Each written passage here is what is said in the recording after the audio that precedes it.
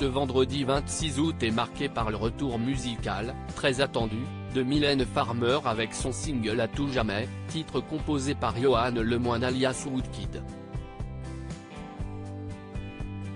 L'occasion de revenir sur la vie de la si discrète artiste, fraîchement célibataire, aussi mystérieuse qu'adulée par un très large public.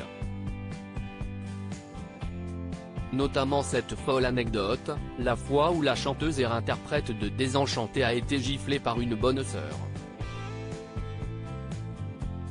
Une histoire un brin surprenante que l'on découvrait au détour d'une interview accordée par Mylène Farmer à Tétu, en février 2021.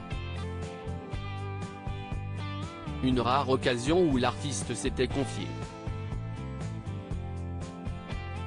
À 60 ans, la chanteuse s'était alors livrée sur son enfance, assez floue pour elle selon ses mots. Mais un événement fâcheux l'a malgré tout marqué. J'ai la mémoire d'une scène très courte, la gifle d'une bonne sœur parce que j'avais renversé mon verre de jus d'orange par terre, a-t-elle fait savoir. Mylène Farmer ne semblait néanmoins pas traumatisée par l'événement puisqu'elle avait fini par éclater de rire avec nos confrères, en se souvenant de cette fameuse gifle. Le mystère Mylène Farmer dans cet entretien, la star évoquait aussi le mystère qui l'entoure et dont elle est pleinement consciente. Chez moi, le secret n'est pas une question de timidité ou de protection, je ne le cultive pas, a-t-elle confié.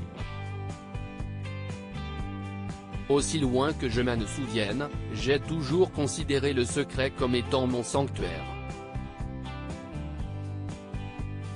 Je n'imaginais pas que, dans le monde ultra connecté qui est le nôtre aujourd'hui, le secret deviendrait un des derniers espaces de liberté. Si est-il devenu une nécessité, un espace vital.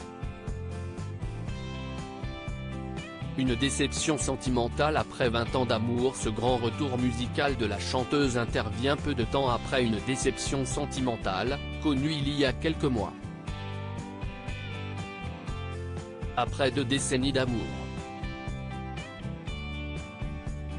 En mai 2022, CIST le magazine Gala qui dévoilait que Mylène Farmer s'était séparée au tout début de l'année de son compagnon de longue date Benoît Di Sabatino, producteur et réalisateur de 56 ans.